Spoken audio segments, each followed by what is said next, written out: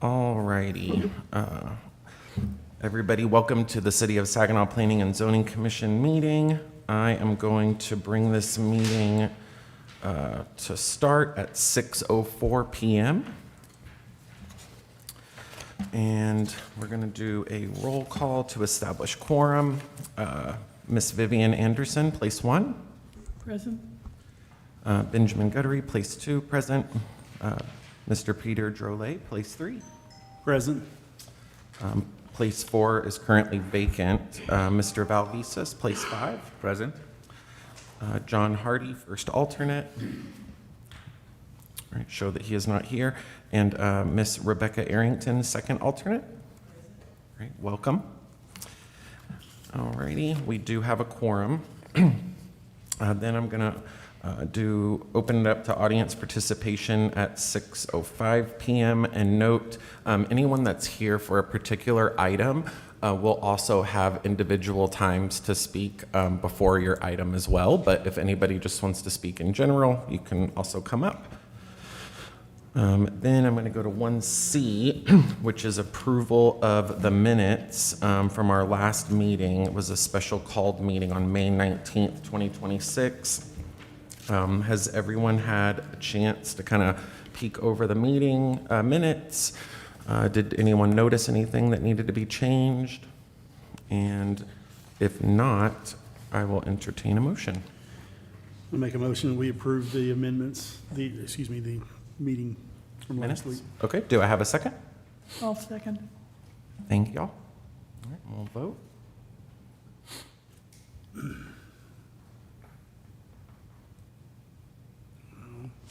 Where is it? Why am I not getting it up?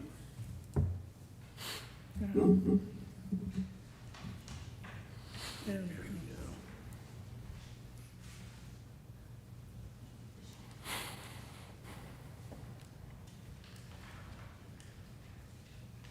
All right, and the motion passes.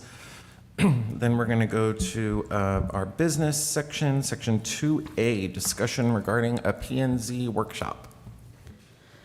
Mr. Chairman, we reached out a while ago about a opportunity that arose that's going to come up July 9th to the 10th, and it's going to be hosted by the North Central Texas Council of Governments, the COG.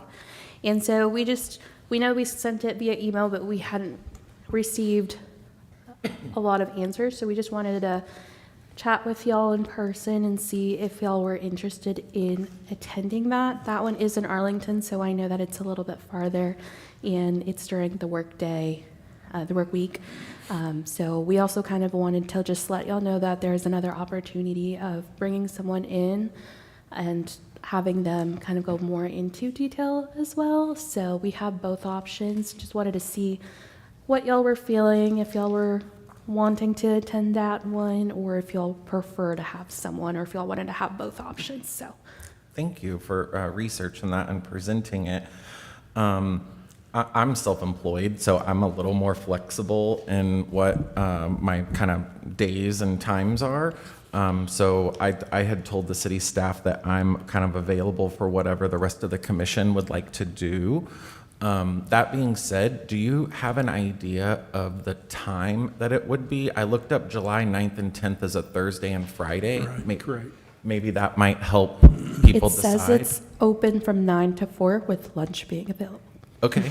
And so that would be something that we cover price-wise, but again, I know that we all live busy lives, and Yep. so I just wanted to see what everyone's opinion is on that, or if we prefer to have someone come in and If talk they to us. came in and did one for us, would it be a one-day thing? Would it be a two-day thing again? I think we would begin it as a one-day seminar workshop during our regular P&Z commission time, and if we wanted to do it like a part 1, part 2, we can definitely look into that. Alrighty, so I'd like to hear from everybody on the commission on what they would like to do. I think I think this is really important for us to do a more in-depth training because, you know, all of us watched the YouTube videos and did the little state training packets and stuff like that. But I think it might be helpful for us to be able to like have more real world examples of things and to be able to talk with people that do P and Z more, So what do y'all think? And if I can ask real quick, the Arlington venue, which the 9th is, I'm sorry, won't work for me, for the beginning of the morning wouldn't work, so I would be late, just saying, but would that be with a number of other persons also? Yes, so it is open to all of North Texas and beyond, so it would be a variety of people. So, It wouldn't be one-on-one. and I would ask that it would be here for that reason, that we could discuss possibly while it's going on and have, if you're giving us the opportunity, Yeah. I would ask for that opportunity, not trying to sway everybody, but that's No, my yeah. opinion. I'm open to either option. However, I will be gone after the 14th of July. So if we have it in-house, I would love to attend, but it would need to be either before I go or after the end of September. Did you state a date of when we would have it? Just the one that is offered right now through the COG. Okay. Yeah, Yeah. that one was July 9th through the 10th. They'd have to look up scheduling to see when they could schedule one for us, Yes. but I'm sure we just don't have dates yet, but they could Yes, find. so out it would be something. something that would be flexible. We have an outsourced planner that we work with, so we would probably just get with her and schedule something. I obviously don't have her schedule in front of that, but we can be flexible on if we were looking for September, but just want to make sure that we're all on the same page, and obviously with the new appointments coming up Yeah. next week too, we would want to make sure that all of our new members, but Okay.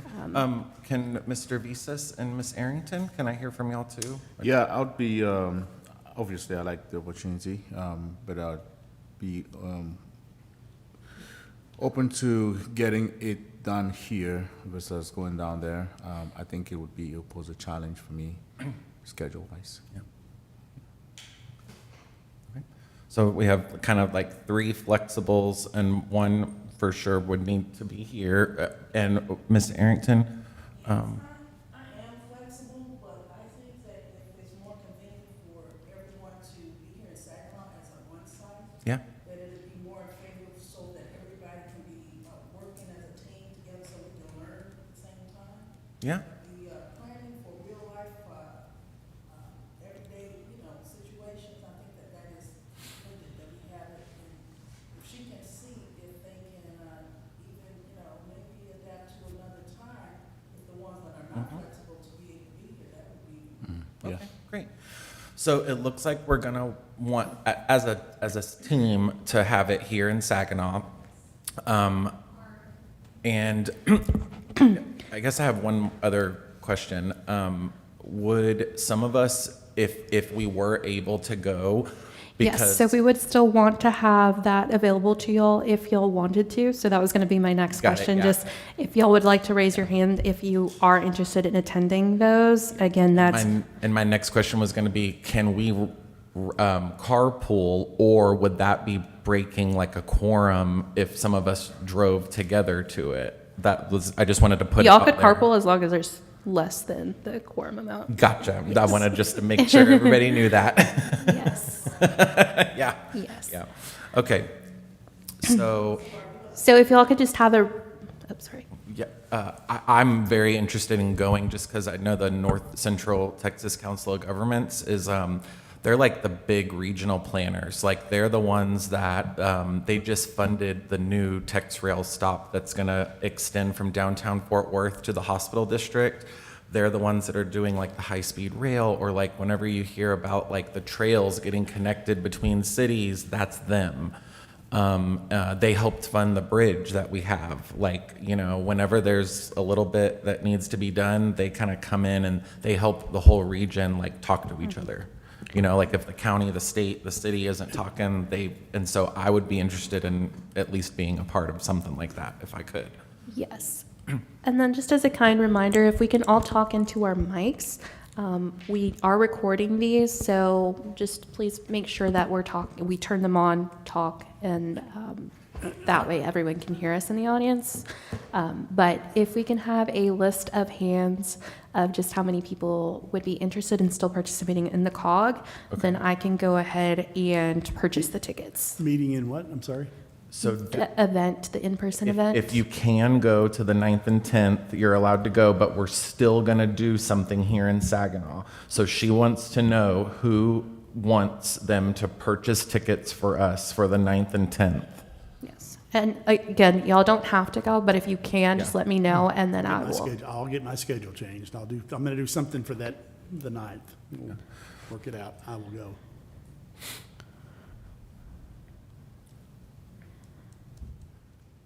Okay, well, that is But just while all. we're discussing it, I would love for us to talk about it here in our own personal forum also, because while that is, a number of things you pointed out are great, they're also huge and don't apply to what. Yes, totally understand. That's why I asked if we could do both. Yes. And we can, so, Okay. Yeah. Well, I think that definitely helps us better understand so that way we can plan accordingly.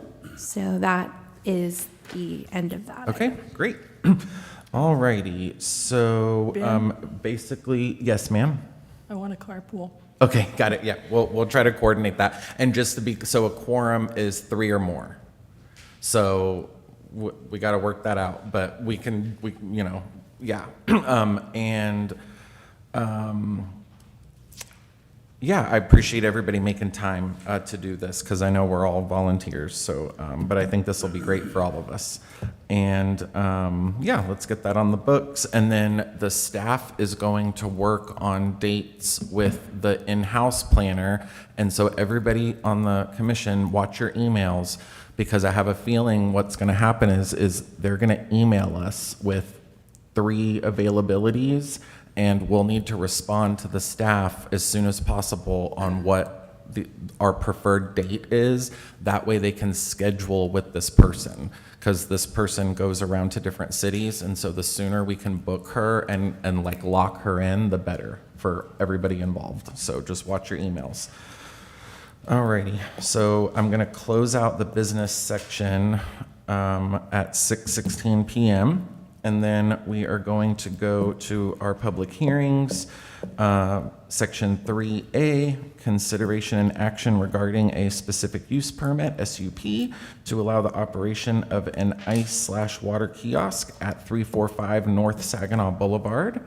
And what I'm going to go ahead and do is open up the public hearing at 6:16 p.m. on that one. So I believe that I have at least one speaker here this evening is... Mr. Chairman? Oh, yeah. So I will go ahead and introduce the item, and then we can bring them up. Get you up there. So wanted to set the scene as a reminder, a specific use permit. So we have 3 different options when it comes to the permitted use table. We have permitted by right, permitted by a specific use permit, which is essentially a permit that we're looking at a property on a case-by-case basis, and we have not permitted at all. So in front of you today, this item, we have received an application for a specific use permit to allow the operation of an ice/water kiosk at 345 North Saginaw Boulevard. I have highlighted where this is located on the map provided in the memo. So it is on the boulevard. It is located in community commercial zoning, as well as the Saginaw Boulevard Overlay District. And as a reminder, the definition of the ice/water kiosk is a self-service machine or booth where people can purchase ice and water, typically located outside stores, gas stations, or parking lots. So with that being said, we did receive this application. The applicant is here. So if y'all don't have any questions for me, I will hand over the reins to them, but just wanted to open it up for any questions if y'all have for staff before I introduce the applicant.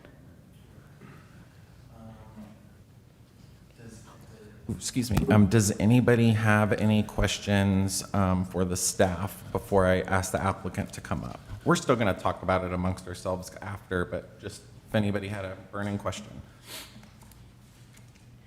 Okay, and then lastly, I'm sorry, I do want to just mention that we did receive a reply form for this item in support of it. And that Yes. was the only one we've received, but we do want to put that on the record that we received one from Ms. Debbie Hill. Yeah. And can I ask, I'm sorry, can I ask a question? This is for the entire piece, this SUP is going to be for this entire piece of property, this piece of equipment that's going on? Yes, sir. So it is for the entire property. Okay. Anytime we give a specific use permit, it's for that property, that parcel. So nothing else will go on that property? So that's not what it necessarily means. It just means that we are granting or not granting an SUP for that specific thing that they're requesting. So in this case, they're requesting to allow the operation of an ice/water kiosk at this address, but they would always be able to add any added uses if it were permitted by right. Now, if they needed an additional SUP for anything else, they would have to come again before y'all. And then if they were trying to add a use that was not allowed at all, then they would not be allowed to do so. Okay, thank you. Any other questions? So if I recall, we had this conversation, but that was for amending our text to include SUP in community commercial, right? Yes, sir, that is correct. So this is a whole separate item in the sense of this is just for the specific use this permit portion, but we did see the ice/water kiosk portion of just integrating it into the permitted use table, and that was recommended for approval in community commercial. So because that was approved, we are now able to take the SUP applications for that within this zoning district. That is correct. Yeah, thank you. Of course. Anybody else have any other questions? I do. And Yes, sir. part of this was brought up, so because we're looking at a SUP for the whole property, although the applicant has proposed to put it looks like in the corner of the property, since, let's say that this item passed tonight, would the applicant be able to put it anywhere on the property? I believe that would just be in terms of how you'll add any stipulations to it. Okay. So a specific use permit, we are able to add stipulations within reason. We are obviously not able to regulate any building materials. Yes, ma'am. State law prohibits that, but I will confirm that with our city attorney. Yeah, I just wanted us to be clear, because I know sometimes things are proposed, but, Yeah, my recommendation would be that you can do conditions upon approval. So if you would like to put those conditions when you make a motion, then you're Yes, you're ma'am. able to do that. Okay, thank you. All right. I don't have any other questions for staff. We could call up the applicant. I was going to read up that Miss Deborah Hill, I have this, one, spoke in favor of it. And she's at 337 North Saginaw Boulevard, which I believe is like 2 lots south of there, I think. Yes, I believe it's next door. So I think that was the only one we Yeah. received on the record, but if we're ready for the applicant, then I will go ahead and invite Mr. and Mrs. Craver to the podium. And then if y'all could just, oh, well, never mind, Lisa's on top of it, she already has the PowerPoint up. If y'all could just introduce yourselves and where you're from. Yes, I am Jennifer Craver, and I am from Saginaw, Texas. This is my husband. Scott Craver. Howdy. So, to kind of follow up a little bit and review, we were here a couple meetings ago to present this originally. This property, we own 345, the one next to it, and then Miss Hill owns the one after that. So currently, there is a building on our second plat that belongs to us as well. So does that help? Thank you. Yeah, it makes me I'm looking at the picture. I understand it a little better. Thank you. Yeah. And then we do plan on putting the kiosk, if approved, on the corner, because if we decide as a family to develop the rest of the land, we could still do that around the kiosk, or we could move it. It's not it will be permanently placed, but it's movable. So if we decided to move it, we could do that later. I know are a couple of members here that were not here during the last meeting, so I do have a small presentation. It really is still the presentation that we had in the first meeting that we attended, so it's not completely accurate, but it does give, which one am I supposed to push? Where am I supposed to point this? Advance. It's not moving. Is it on?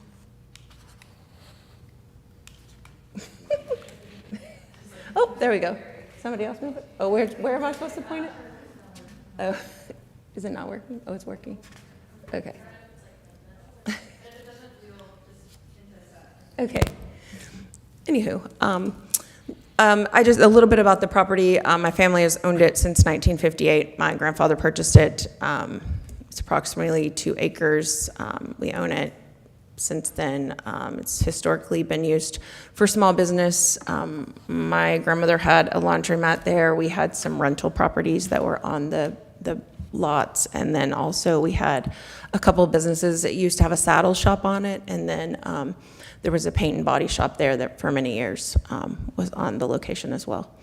Again, we're just here to get approval for our SUP application, and so that we can move forward with installing the kiosk. Yeah, it's not working. Okay, there we go. Okay, I don't know what's on. I used to be a teacher, so I used to use those, but was it on? I'll just continue while she's doing that. It's self-service, no staffing. The machine will be a brand-new machine. They're built in Georgia. They transport it here. We use a big crane, and it sits on the property. We will provide a cement pad for it to sit on. We will have, which you'll show in a couple of minutes, but it will look very presentable. It will not be a used kiosk. And I say that because there are people that purchased used kiosks when people retire or for whatever reason, and we're not doing that. We are purchasing a brand new one. So. Minimal traffic, and again, it provides a daily service for a lot of traffic that we have on the boulevard. So, next. Concept plan, you've seen it. We would have the cement barricades around it, so that just prevents people from driving into a building. Again, we're proposing it to be on that corner of Northern and the Boulevard. Twice the Ice is the company that we would purchase the kiosk from. It would be our kiosk. It is not a franchise. It would be our property, so we would own it and maintain it. Yay, thank you. Again, there's two, as far as parking, we have parking already there. That was revamped. So of course, we would also get with TxDOT and anyone else that would have to approve any additional permitting. But we do already have parking spaces provided there on the boulevard that were there for both our previous building and the building that is still standing, which is basically, it's just ours. Nothing's going on in that building. So, but there are parking spaces available. It's self-service. There's no staffing. There's no reason to hang out by the building, so it's just a minimal site circulation. Approximate design, there are different sizes. They have an ice house that is the biggest version, and you'll see in a couple of slides that there is a report that warrants us getting the largest version that they offer, and we would either do that or the second largest. So it just, that's our goal. But this is pretty much what it would look like as of right now. This is what we would like for it to look like. Again, this gives you a little bit more information about it. It's widely used service. It's affordable. It's accessible. It's purified, healthy, filtered water and ice. You can buy it in bulk or you can buy it in bags. You can actually bring your own water receptacles to put it in, or you can bring your own ice chest, or you can buy ice bags from the kiosks. If you'll see the projected number of VENs done by a Buxton report, which is, a off-site service provided by different people, it projects that we would have 26,000 VENs per year, which is amongst the highest because of the amount of traffic that we have on the boulevard, and that's just a survey that they did for us. So we would have a positive impact. These are just some more technology features of it with the freshness of the ice, the filtration system, its on-site production. It's an app that's integrated, so people could actually purchase through an app, or they could purchase on-site as far as dispensing the ice. As business owners, we would be able to remotely monitor what was going on with the machines. If there was anything that had goes down, or we would be alerted to that, and then we can, again, manage our facility properly. We would also have our information on there in case there was something going wrong with it, that someone could contact us, and we would be able to assist or give refunds if needed. Again, this is kind of back to where we started. There's currently one smaller vending machine located within the city. There was a second one. It was moved when there was more development done on the boulevard. I believe it was in the same location as the current Chicken Express. And at that time, we went through that process. It was not on the table. Now it's on the table. So we have submitted our specific use permit, and that's what we're doing here. So that's what I just went through. Again, we've owned the property for a long time. We have no plans of developing anything else there in the near future. But if we do, it would be in conjunction with this vending machine, or we would move it to another location. So, any questions for me or my husband? Yes, specifically, when you talk about 26,000 VINs, I'm sure that's a great number for you to think about. What about the parking for that? I mean, you're gonna put in parking spaces with the machine itself, correct? The pad? There are already parking spaces located at there. Are they marked? I was just about to ask the city staff if they could pull up the overhead, of the site, because I just wanted to try to visualize where the parking is. Sure. And They are not currently marked, but there are spaces there, and we Yes, would mark them. But we would definitely not have, they're from what I understand, they're on the road. So if Right. you look where the arrow is on That's that what it looks like on picture. Google. I just want to make it's- sure that that's the, I know, it's that's the in opportunity. between where the flat part of the arrow is and the other red, there's kind of a lane of I'm sorry. asphalt, and I believe that's where they are. So where that is, when TxDOT redid all of that through there, all of that came back and concreted all that. So the parking spots will actually be concrete. They just never were marked, and so we would actually go through and mark all the parking spots. We would not have a free-for-all, everybody just pulls up and does what they want. Well, I didn't know if you were going to have, because I know that it has posts around it. Some of those kiosks have people just pull right up to the kiosk. Yes, sir. So we plan on them having the parking spots. I had some questions about the visits. So you had mentioned that there were two reports that kind of had a idea of how much business you might have. Was the 26,000 one, because you said you're either going to buy the biggest machine or the second biggest? Is the 26,000 visits number, is that what you would use to maybe buy the biggest one? Yes. Okay, so- And I don't think it's in this one. I think it was in our I did.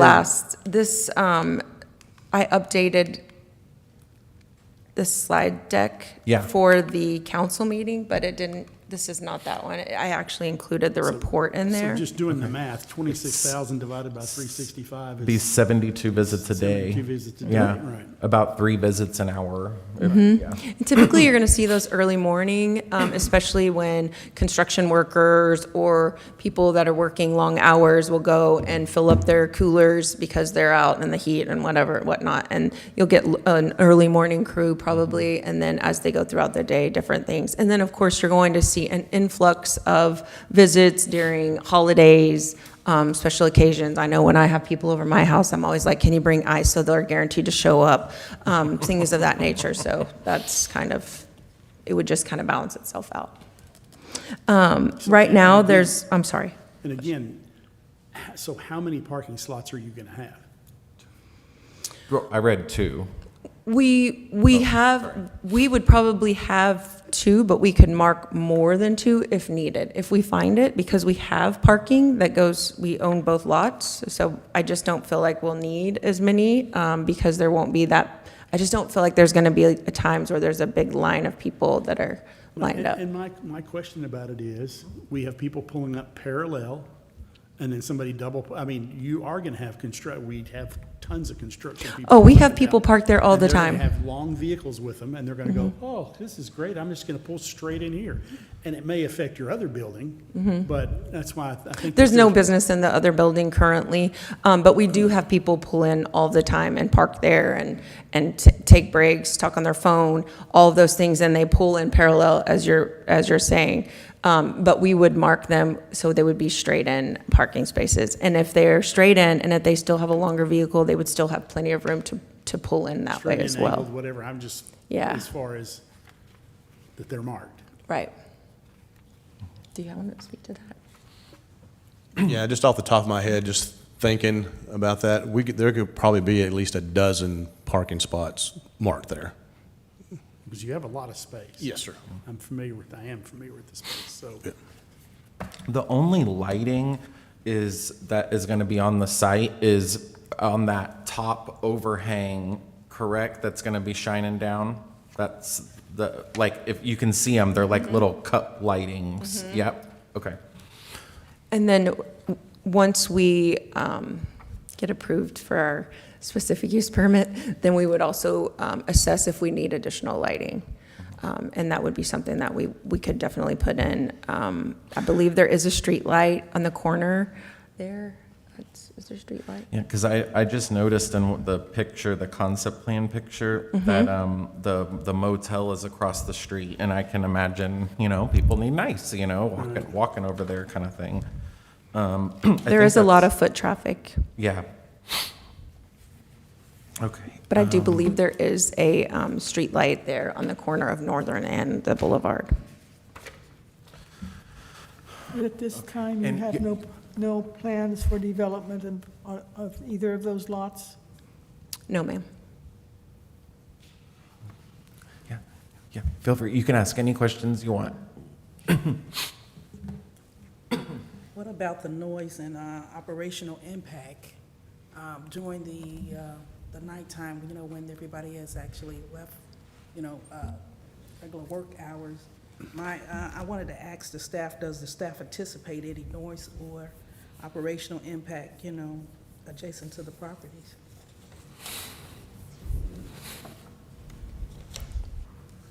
She's getting to you. Sorry, we were adjusting the audio. What was your specific question, Commissioner? Mine was regarding the noise and operational impact. Does the staff anticipate any noise or operational impact adjacent to those properties, since she said that she didn't own one piece of property, but the other two that she actually owns? So the property in question for this one is just the marked 345. We wouldn't be able to consider 343 and 337 if that is, So they own the one that is in red. They also own this one right here. Oh, so that wouldn't be an impact. And there's not currently a business operating in there. And then the lady that wrote us the letter in support of it owns that property. Okay. So, but technically we can only consider. It's not going to be louder than a train, is it? I mean, we can talk about, but yeah. Yeah, so for that specific question, we wouldn't be able to look at the other lots in regards to the noise, but you would be able to consider the overlay as a whole in itself. But just in regards to the noise aspect of it, we did not receive anything in regards to that to be able to answer that. On their application, they said that it would not be affected. And just so Miss Arrington, sorry, it's gonna say Miss Arrington, correct? Yeah, I'm learning everybody's names too. The city does have existing like noise and light ordinances and stuff. And so if ever there was a concern from like, let's say the neighbors behind that, then the city would address that, in various ways. Yeah. But the buildings are designed, sorry, someone else speaking. The buildings are designed to minimize the noise. The outer shell is made so that it kind of deters the noise. Just like the things on the walls, the panels on the walls. Okay. Does any, yeah. So, of course, I still think it's a good introduction for this type of business in Saginaw, and I see the use of the other small one over there, and sometimes it runs out. I personally use it sometimes Right. when my machine doesn't work at my Mr. Oasis? business. Sorry, can you please speak into your mic? I thought I was We're loud hav- enough. No, yeah, Better? we're having some Okay. audio issues on the other end, sorry. I see. Okay, so my only worry, and I think maybe that's where Peter was going with this about the parking, is when we look at that it is located now in the overlay district, and that to me is the only real conversation we should be having as far as this approving this is concerned, whether it should be located there in the overlay district and the positioning of it. So there's two things. One is the parking. I think the guideline in the overlay district is that they're trying to get parking recommended. I don't know if it's recommended or enforced, I'm not sure, that it shouldn't be on the boulevard itself, but rather on the property or behind the building. That I know is definitely going to be a challenge, as just putting my business hat on, to like relocate that and have to spend this additional cost. Is that something that you would be considering to do if it comes down to it? Because I think that's really a challenge. The second thing was also that it's located at that corner. I don't know if it actually meets the other descriptions for what types of redevelopment they have been planning to have on the boulevard, to have like a vending machine, an ice machine. It does. It does? Okay. So then the concern would be now, is there a way to move parking on-prem instead of like? So in the front? parking that is currently there is actually on our property. It's on the property. It's not on the boulevard. So the preface that, as you said, it got cemented, that is technically your property? Yeah, Yes, well- there is an easement Yeah. that belongs to TxDOT. They purchased that from us, and there is an easement there. So it's up to code currently with the fire code as well as TxDOT code. If it's not, then we'll address that with TxDOT, because that would be, that the roadway is maintained by TxDOT. And so that we would definitely address the parking and know what's appropriate and what isn't, and we would follow those guidelines for sure. Right. And if it's necessary for us to put in an entry off of Northern, rather off of then we would go that route. But if it's only deemed necessary by TxDOT, that we would do that. And that's why we want to go through the proper channels and make sure that we're following all of the guidelines now so that we don't run into those hiccups later. I just would like, as we make a suggestion, I would like part of the suggestion to be that we have marked spaces and a number of marked spaces, maybe when you take this forward to the city council, because I don't want an undefined amount, and we don't want every rock hauler in the world parking out there saying, man, this is a great place to get ice. Yeah, sorry. Well, and that's something, that we don't want that either. We don't want 18-wheelers pulling in there, so we could do whatever we could to put, more bollards in there or whatever to keep from the 18-wheelers. That's the last thing that we want is an 18-wheeler pulling in there. Yeah. I mean, we have had 18-wheelers pull into our roadway in the back of our building and park, where I've had to go, figure out who they were and ask them to move. They were just storing their vehicle there for the weekend. So yes, we definitely do not want that. The other thing is that the time that people spend at the vending is way less than time in a traditional retail True, yeah. establishment. So it would be a quick turnaround as opposed to a long visit. That's true, yeah.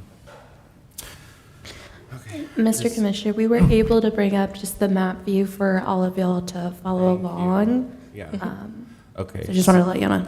Just so everybody able to can explain see, so at the northern part of our image here, that is Northern Boulevard. Right. And then to the right is 287 Main. And then you can kind of see there's like a little gully, like a drainage channel. It is thing. drainage. Got it? And and then on the left side of that is the parking, correct? Or does maybe like your back tires are in the drainage channel, maybe? Like let's say there were 6 parking spots there from Northern down to like where the little drain is, or however many parking spots you can fit there, they would be horizontal. So when you pull in, okay, and where would like a regular SUV car, where would the back tires be? On the gully or over it? Like I can't tell scale, like how wide that is. Could I ask staff to kind of go out and show our current building that's there? Oh, yeah. There's So this used to be a paint and body shop. Right. When they had people come and park there, it would be, you can see parking spots. Yeah, perfect. right. Okay. And so That helps me see. it would be the same. We would carry that over to the vending. Okay, now I can see scale. Perfect, thank you. Alrighty, and, okay, and then if staff will kind of go back to the corner, just so we can see, so I guess there's kind of like a little pile of bricks or rocks or something there, that is the pad that yeah, got it, okay. Yeah, there's currently not one. We're going to add one. Yeah. We are not opposed to putting it in another location on our property. That's a good view. The reason that we went with that was because if someday we do decide to develop it, we could develop around it, or we could choose to move it. So we just didn't want to place it in the middle because then it would be, intrusive to the rest of the lot.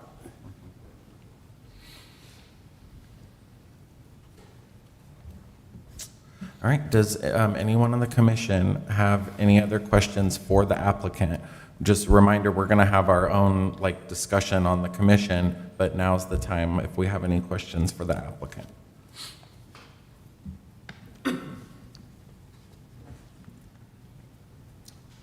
Okay, thank y'all so much. Thank you. Appreciate it.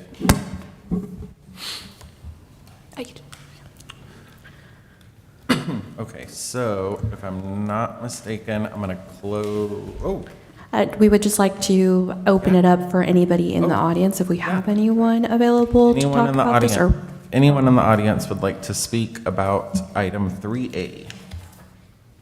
Feel free to come up to the mic.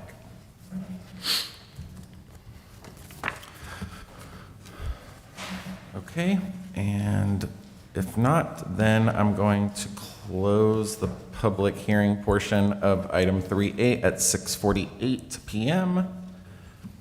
And now open it up for our discussion.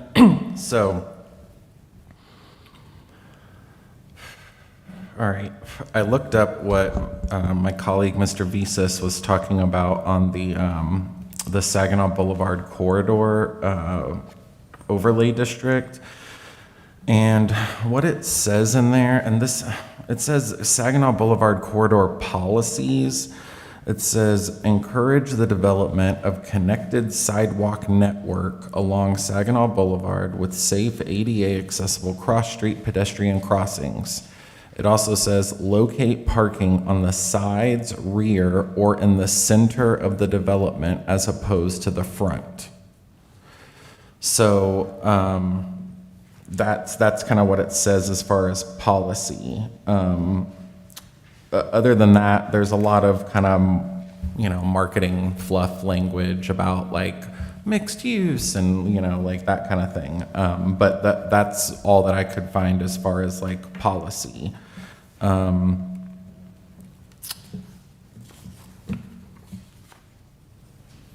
The site is an empty slate, so lots of things could be done with it. I guess it's just if we say that we want parking in the rear or on the side, or we want a sidewalk so that the people from, the hotel, I guess, next door or the neighborhood behind come to it, is that even like, Well, there's, as yeah. they stated though, and I'm Yeah. pretty sure they have TxDOT on their side also, right?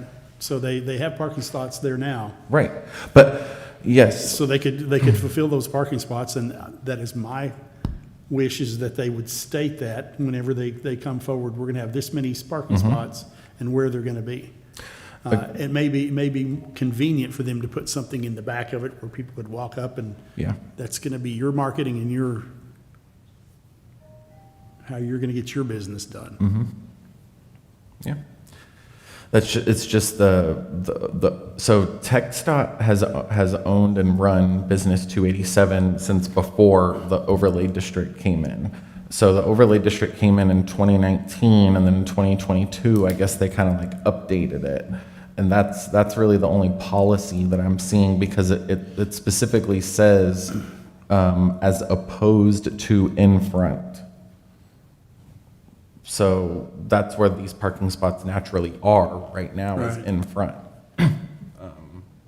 That's kind of the only hiccup that I see on all of But this. but you own that space, correct?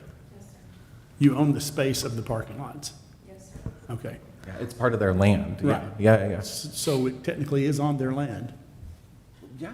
Yeah, I'm trying to see all sides of it. No, believe me, I'm like, yeah. Mr. Chairman, Yeah.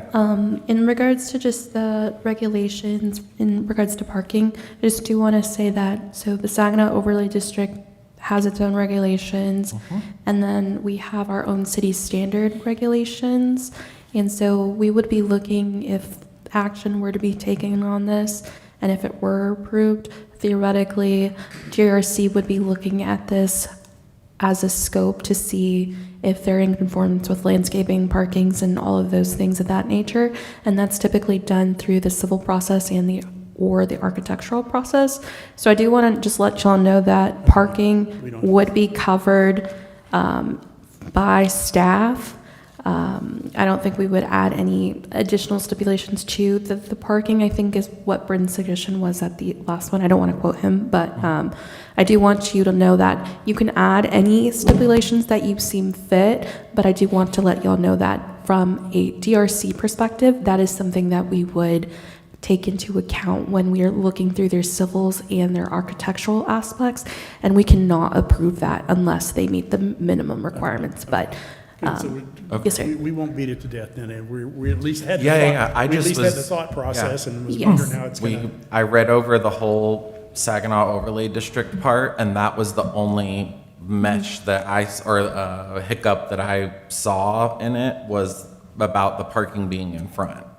Yeah, So, and I think they appreciate y'all bringing it to their attention, but I just wanted to let Yeah. y'all know from a staff standpoint, that is something that would It'll be be addressed covered later. during the later aspects of okay, it. got Yes, it. sir. Okay.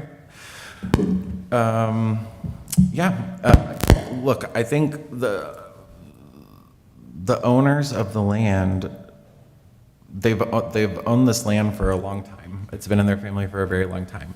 They obviously are gonna keep the land and have intentions at a future date to do something with it. That's why this item can be moved.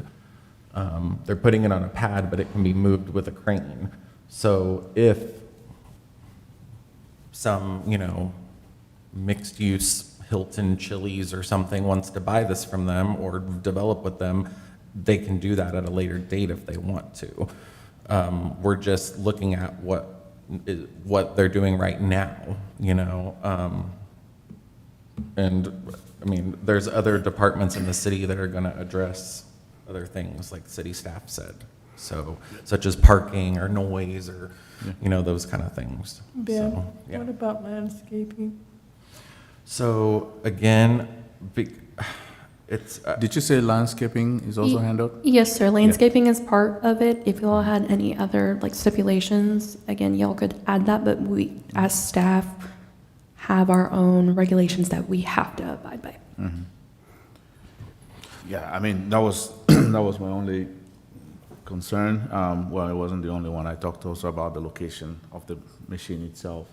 But you did mention in there that you can put it in a different spot. I think that spot is still a great spot for marketing purposes, really. But I wouldn't put too many restrictions on this. If you feel like considering the overlay district, putting that in mind, and you know, beautification of this boulevard, you feel like moving it a little bit further inside, that would be up to you.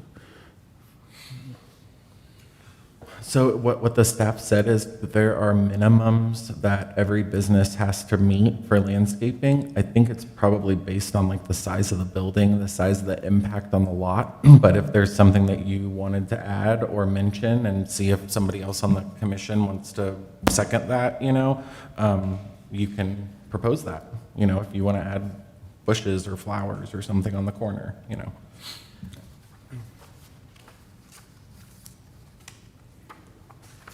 Can staff bring up, just so everybody can see one last time, it's this image where it has the proposed site on the site, on the layout. It's this one, the rendering, sorry. I believe it is page, well, it's not numbered, sorry.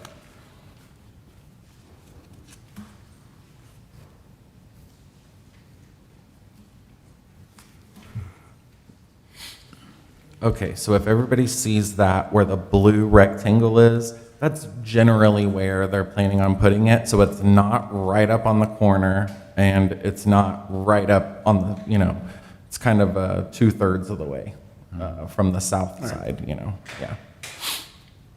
And me as a consumer, that's what I would want. I would want to get out of my vehicle, take my minimal number of safe steps, get my product, and get back in the vehicle. Just thinking out loud. Yeah. Okay, does anybody have anything else they want to talk about or ask? And if not, we can ask city staff a question. Anybody have any questions? If not, I can entertain a motion either way. This is, and again, so everybody understands, this is to approve a specific use permit for just this kiosk on this site. Mr. Chairman, I'd like to make a motion to approve the specific use permit to allow operation of an ice water kiosk at 345 North Saginaw Boulevard. I don't have any stipulations. Okay. Do we have a second for that motion the way that it is? I'll second that. Okay. All righty, let's bring it to a vote.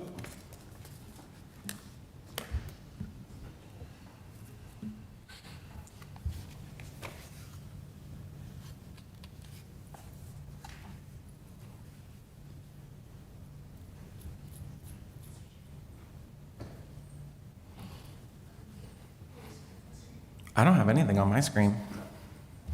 Oh, I was like, I'm not the one holding us up today, but I was. Got it. Alrighty, got it. And the motion passes. Alrighty. So, okay. Thank you. Yep. Y'all have a good evening. Alrighty, now we're gonna move to 3B. So consideration and action regarding a specific use permit, SUP, to allow the operation of a convenience store without fuel sales at 520 South Saginaw Boulevard, Suite 100. And Mr. Chairman, before we open this, our city attorney has something to say. Yes, Sure. I was just gonna say, Mr. Visas is gonna have to recuse himself for this because he is a neighbor of the property, so I just wanted to make you aware. Okay. All righty. Thank you, Mr. Visas.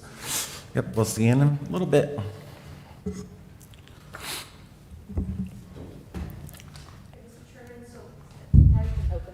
Yep, all right, so I'm going to open this up at 6:59 PM for item 3B. All righty. So we received specific use permit application for property 520 South Saginaw Boulevard, Suite 100, for requesting the operation of a convenience store without fuel cells. It is zoned as community commercial and located in the Saginaw Overlay District. Definition is also included in your packet, just for you guys to have that as reference for the definition of that use. The applicant did disclose that approximately 10% of the floor plan area will be dedicated to tobacco-related products and displays, and that's below the limit for this to need an SUP for a tobacco shop. The operation hours are 6 a.m. to 11 p.m., 7 days a week. 4 to 6 employees are anticipated to be on the store, employed by the store. There are a total of 8 standard parking spaces and 1 ADA one that's already provided to the suite from the property owner. On your packet, the applicant also included a list of the products that they plan to sell at this location, with them primarily being used prepackaged goods, snacks, toiletries, and just convenience store related items for convenient access to residents around the area. We do have an additional packet that was brought to us by the applicant prior to this meeting. We provided copies to everybody.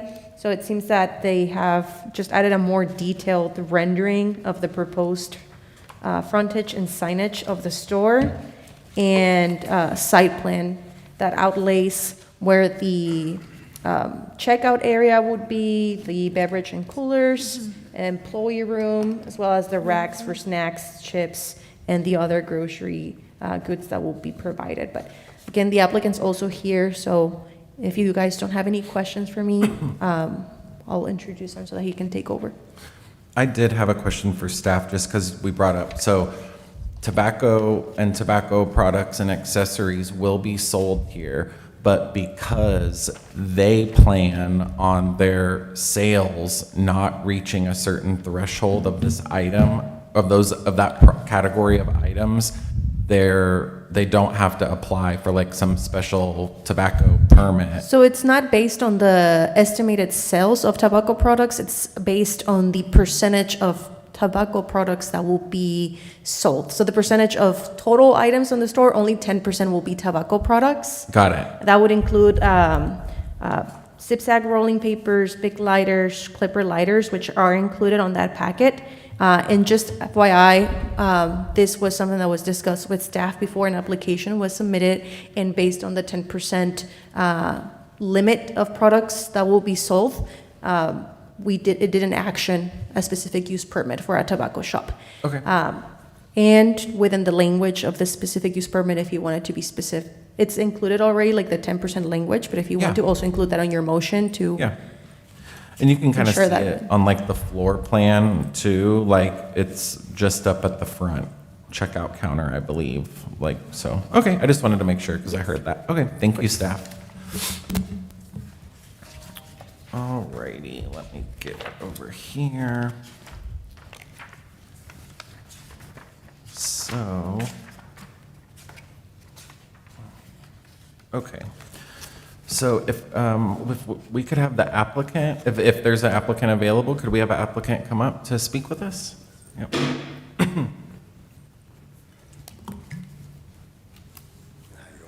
Here.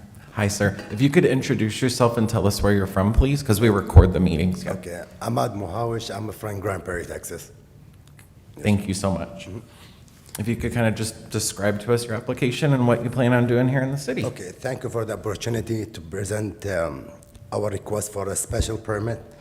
Our goal to operate a clean, professional, managed neighborhood convenience store that serves the local community. The store will be offer beverages, snacks, grocery items, hot foods, ice cream, slushy drinks, lottery products, household essentials, and everyday convenience items. Tobacco and nicotine products will be limited to 10% of the sales floor plan, and we will display it in a designated age-restricted area behind the checkout counter. We believe this business will be a positive addition to the community by providing residents with the convenience access to everyday products while maintaining professional appearance and responsible operation. We will be committed to maintain a safe, clean, and attractive business that complies with all the city, state, and federal regulations, and will be appreciate your consideration for our application. Thank you, sir.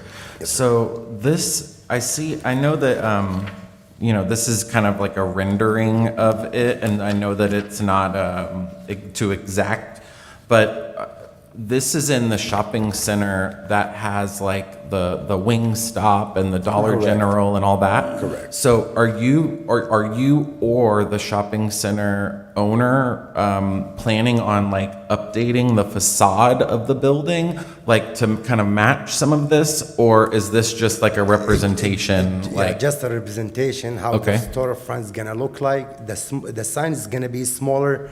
Yes, sir. Because the area of the signage is gonna be way smaller than the picture. Okay. But the rest, almost the same. You know, the glass doors where we're gonna put the sign and stuff, Yep. and the entrance as well. And then, do you know what business is currently, or was in that space? Like, so we can see on there? I'm not sure, I believe it's next to the furniture store, if I'm not wrong, if I remember. Yeah, I believe next So- to the furniture store. okay. It's a Suite 100. Suite 100, okay. Correct. Because I know the furniture store moved, and then I'm just trying to visualize, okay, got it. So it would be in between the dental place, and I think there's like a, yeah, that Google image is old.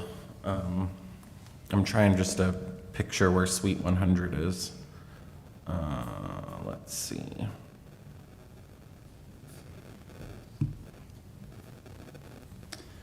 But that's, yeah, that's what mine shows, pretty Yeah. much this. Yeah, yeah, for sure. Okay, there's a lot of competition of kind of convenience in that area. Because we have currently a Dollar General, then there's the Carniceria Market, then there is an African Market that is next door that does convenience, and then there's Valero. So there's four, kind of convenience-y competitors. None of those gonna be our Yeah. competition at all. Okay. No, because we're gonna have different products. Different products. Okay, but the Valero, yes, the gas station, they're gonna have like 40% to 50% what we have, but our cost is gonna be way lower because the overhead is gonna be lower on Yeah. the convenience store compared to a gas station, almost the half. So we can go lower in our prices because our overhead is not that high. Okay. And it looks like you also, so not only are you going to have like kind of snacks and basic grocery items, if licensed, you're also going to have beer and wine. Correct. And like some household, personal care products, automotive travel. I see lottery and then phone and electronic accessories also. Yes, That'll be sir. part of this? Yeah. Yeah. And will this location be branded like as part of like I don't know if you have other locations, or is it going to be called Saginaw Convenience Store? That's what I'm gonna call it, yes. Okay. It's gonna be DBS Saginaw Convenience Store and more. Okay. Yes, sir. Okay. Does anybody on the commission have any questions for the gentleman? You can ask him anything. And everybody got this little extra packet, right? Yeah. Right.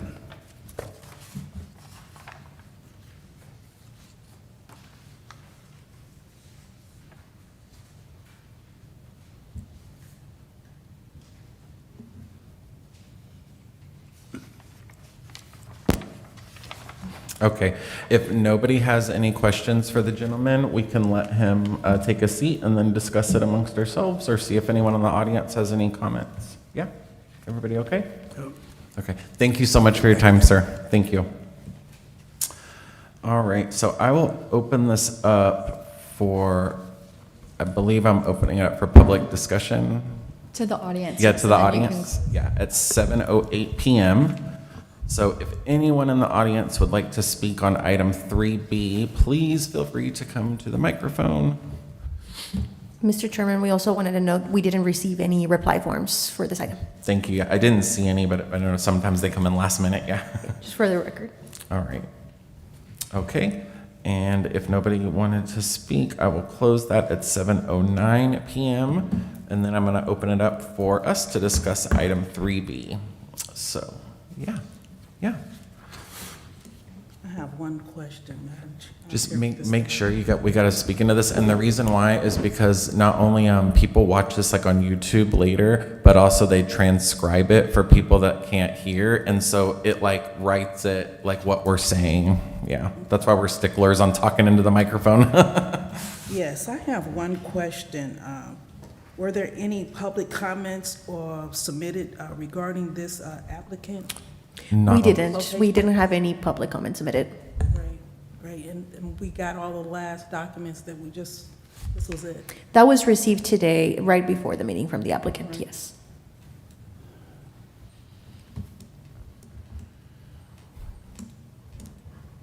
Okay.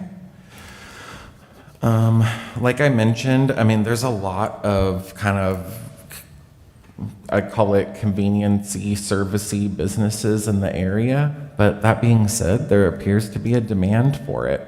So who am I to say, I mean, I work in jewelry, and I was actually counting the other day, like this one stretch in South Lake has like 9 jewelry stores. And I do not understand how they all can survive. I really don't, but they do. So that's not for me to decide, And, it's 2026. People can differentiate. I mean, I really like, he talked about offering like slushies and stuff like that. Oh my goodness. I'm like keeping them in business right now because I go get a slushie at QT, and then I go get a Slurpee, and then I go get an icy. So, yeah, I mean, competition's competition. And he said he can offer things at a better value, better price, and different product items. And, that's what all America is all about, trying business, So, I love to see new businesses come into empty spots. I will say I wish that the shopping center developer would make the shopping center look like this. So I don't know if they're watching, but that would be awesome. So yeah, please. And I like the fact that he is naming it after Saginaw. That's one thing that I liked. I also agree with the phone and electronic accessories that we so much need, a more diversified right here in this system. So I agree with it. Yeah, for sure. Yeah. I think I'm good. Okay. Got it. All righty. So I will entertain a motion on this item. I make a motion to approve the action regarding specific use permit to allow the operation of a convenience store without fuel sales at 520 South Saginaw Boulevard, Suite 100. Awesome. Do I have a second? I'll second that. All righty. And then we'll take a vote.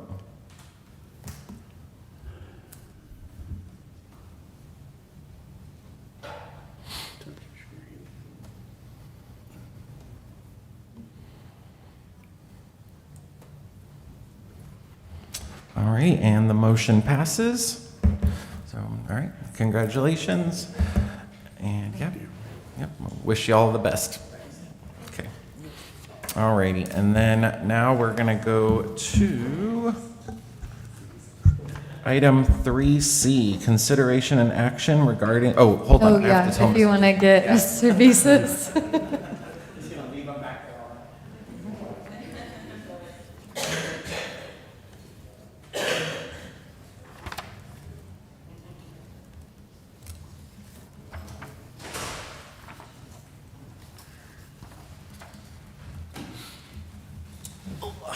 Okay. All right. Okay, so now we're going to go to item 3C, consideration and action regarding a textural amendment to the standards and development plan for Tract 1 out of the Square Plan Development. All right, staff? Yes. So, Mr. Chairman, we received a request to amend the current Square Development Plan Development, specifically 1.3 acres out of Tract 1, and that is located at the corner of Saginaw Boulevard and Saginaw Square Boulevard. If we can have the map pulled up, that way y'all can see it. So it is directly in that northwest corner. It is 1.3 acres out of that Tract 1. So as a reminder, the Square Plan Development is consisted of 4 tracts, and this is only for Tract 1. So it is currently zoned community commercial for that Tract 1, and they are only updating the conceptual plan. So the current plan development includes one singular multi-tenant building with entrances located all around. And that's what you're seeing up there. So this would provide a more walkable shopping experience. However, the applicant, who is here on behalf of the owner, if we can scroll down to the proposal. So they are proposing a strip center. Yes. So they are proposing a 5-suite strip center that would change the layout. And staff did recommend that the layout be reconfigured so that it would align with the current PD and the current site plan. However, this is what they are proposing today. So, and what you mean by staff recommends that it be aligned with the current PD, would that be to keep the square building that's there, or would that be to move the building? Like, what do you mean by staff would recommend to align with the Yes, so during the review process and in speaking with the applicant, staff did recommend that the layout be adjusted so that the entrances are located all around the building, and it's not a strip center where the doors are located or the frontage is off of one side. So as you're seeing it now, the back end would only be for employees or for the trash pickup or anything that has to do with the back end. Okay, so we're not seeing what staff would recommend. Correct. Got it. Just want to, yeah, got it. Okay. And Mr. Chairman, I just want to preface that by, we're not recommending anything today. This was just during DRC review. We were suggesting to see an alternative exhibit that more closely resembled a more walkable approach. It seems, like the intent of the square originally, if you go to, the original intent of the square was just to produce something that the Saginaw, in general, the city, has not seen before, something a little bit more of an updated use where it wasn't typical strip center.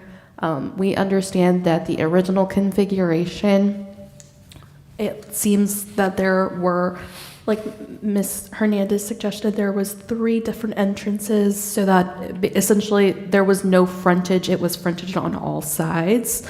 But with that, obviously, we understand that there are restrictions of how many businesses they can have. So I think during the DRC process, that's why they explained that they were able to have more businesses in that strip center format. And so that's why they weren't willing to go back and go back to the drawing board. So we have this application in front of y'all today so that y'all can, decide if y'all prefer this method or if y'all would like them to go back to the drawing board, X, Y, Z. But we did just suggest that during the DRC review process in itself, but want to emphasize that we are neutral today. Understood. Okay, thank you, staff. If we could have if somebody is here from the developer, if we could have somebody join us up at the microphone. And if you'll open the public hearing. Oh, yeah, and I'm going to open up the meeting at 7:18 PM for item 3C. Thank you. Hi. And if y'all could introduce yourselves and tell us where you're from.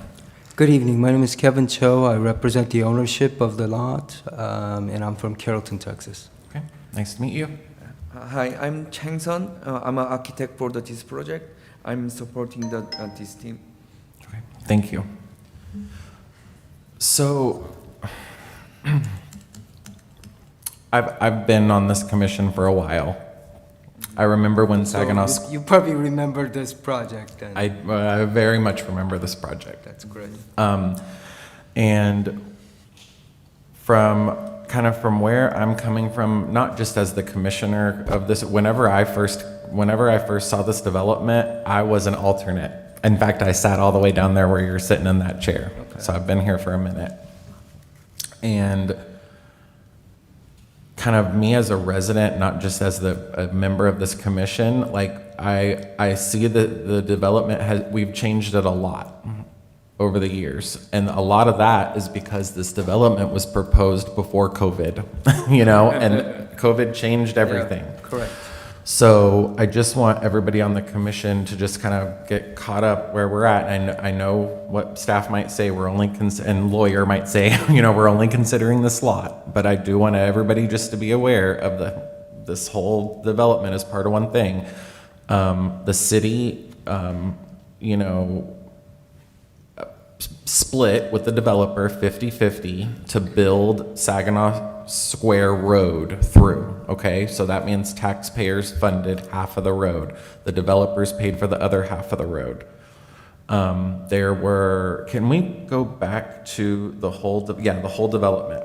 There were 3 retail sites on Old Decatur, which we can't even see in this. That was brought down to 2 so that the apartments could have more parking. Then on this right side, where we're looking at right now, there were 2 pad sites on the south side of the road, and we made a SUP or a change to make it a long strip center. At that time, I was nervous about us adding the long strip center. Yeah. Sorry to interrupt, just want to clarify, it was not an SCP, it was a textural amendment. It was a textural amendment, thank you.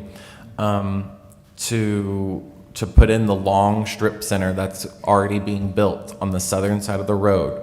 My concern at that time was that it was going to block the view of the 2 lots behind it.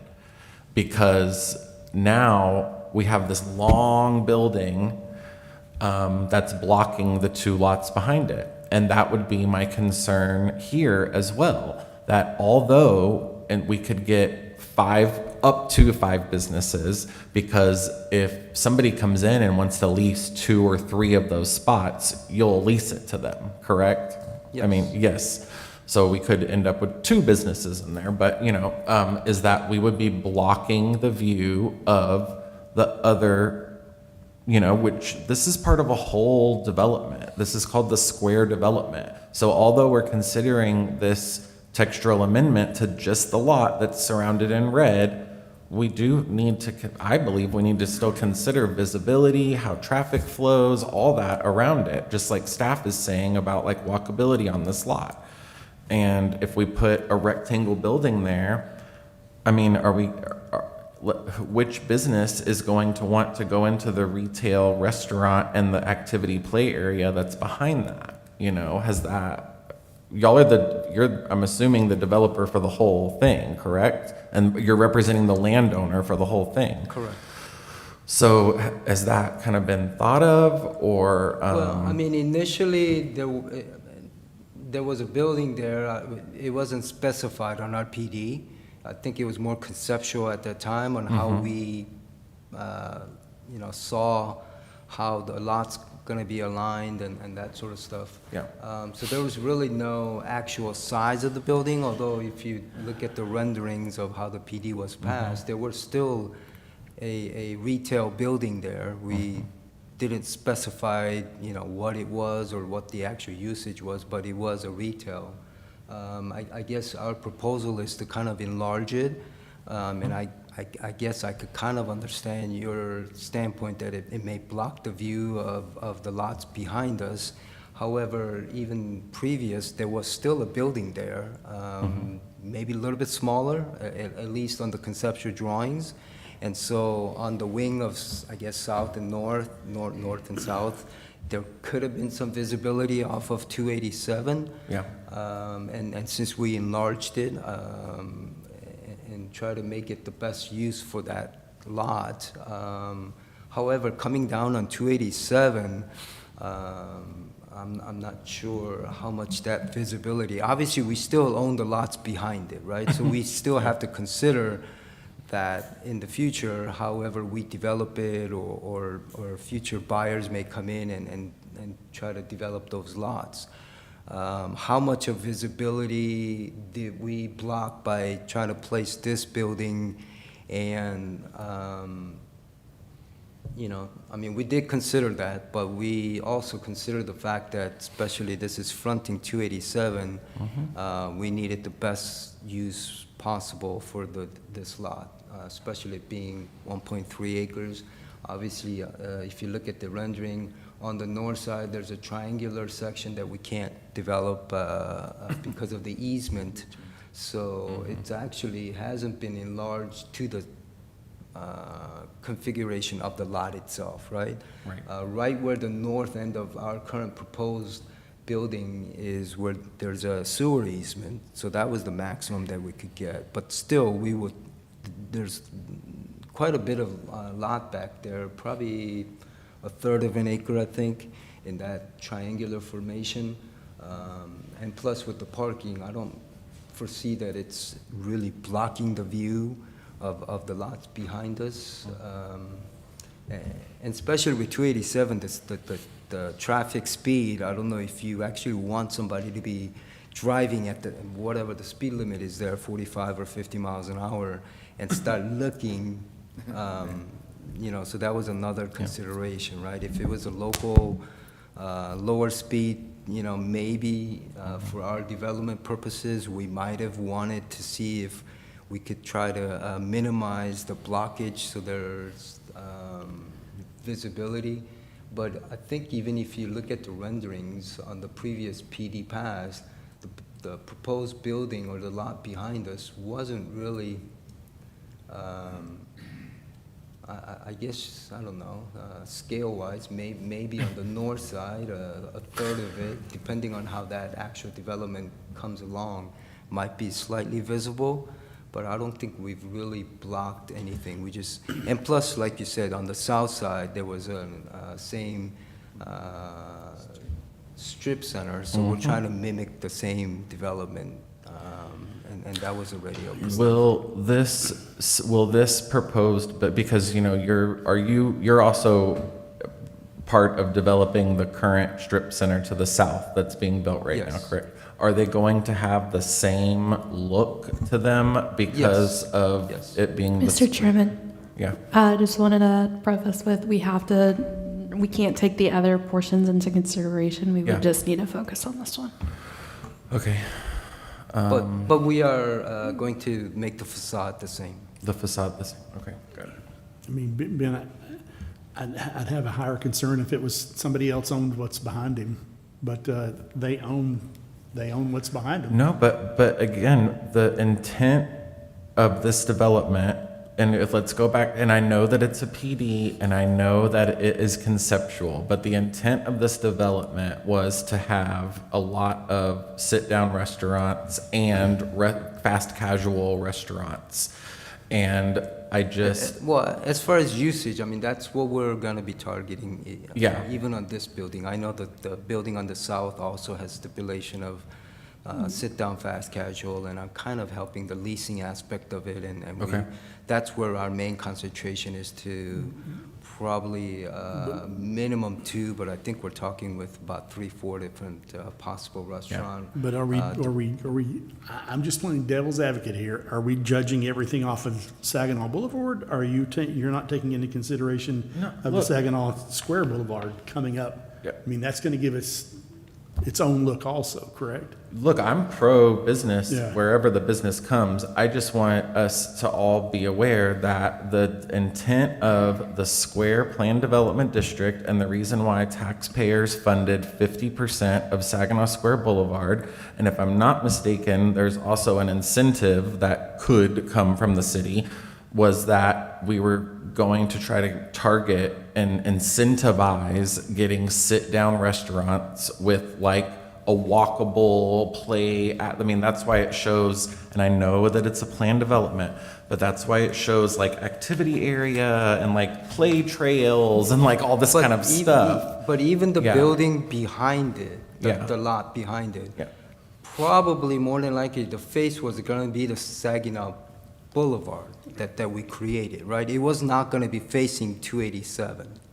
So in terms of, you know, I'm not, if I'm catching you correctly, you're saying that because we kind of enlarged this building, we are Taking down the blocking chances of like a Cotton Patch or Chili's or somebody like taking that little retail restaurant area with the activity play area and the little trails. And if I was that business and now I have this big brick in front of me, like where the busiest road Well, even is. before, it was gonna be a building. Yeah. There was Right, no, but there was it- no stipulation on the I know, I can height, see it. whatever, and that sort of stuff. Yeah, I know, I can, yep. Yep. So, I just wanted, look, we're gonna do whatever we're gonna do. I just wanted everybody to be aware of what I knew about the proposals and the other people from this development that have come before us. No, while no, and I've been on the I camp. appreciate that. Yeah. And I'm, again, just playing a little bit of a devil's Yes. advocate here to say there's two roads, and one of them may get real popular, that's, well, as far as I know, Saginaw Square, which we also dedicated, you keep mentioning that the city helped pay for that road, or 50%, but we also dedicated that road, which is, in my opinion, I don't know what the direction is, east and west, we created a public roadway for Saginaw.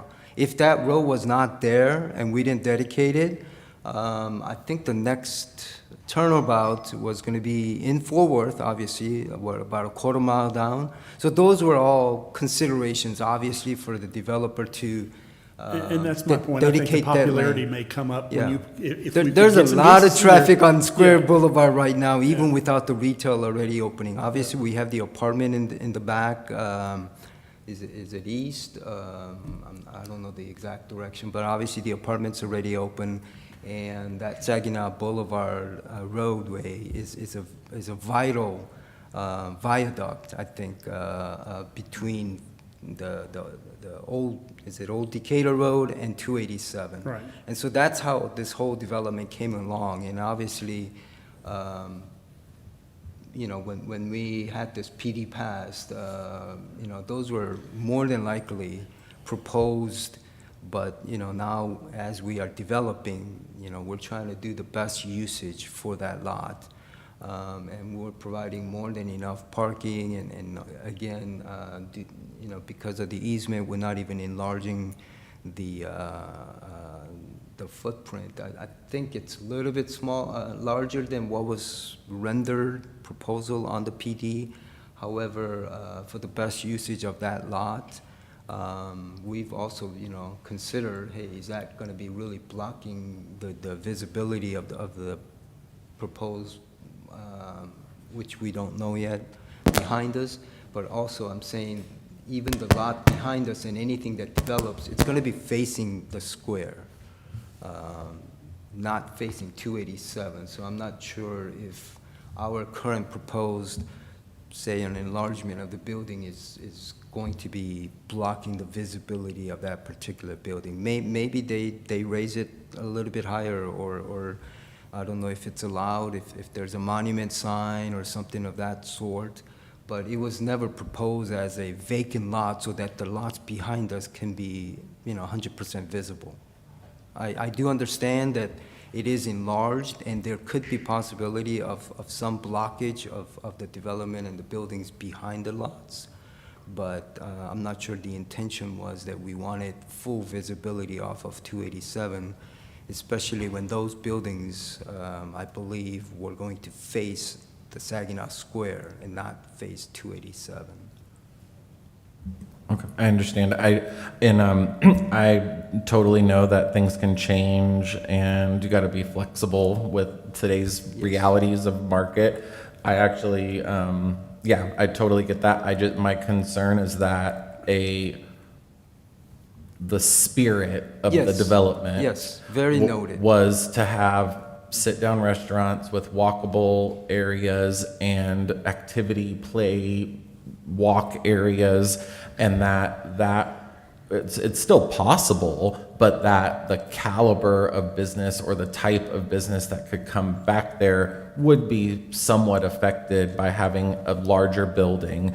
And that I just wanted to point it out. I Yes. wasn't saying like I'm anti this. I just wanted to point it out. Now, if we can, because I think I got us off track. I was mainly just trying to kind of say some of the history of what I knew about this.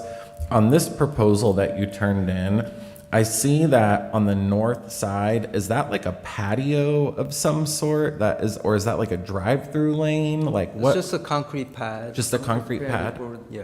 the activities. For activities and stuff? Yeah. Yeah.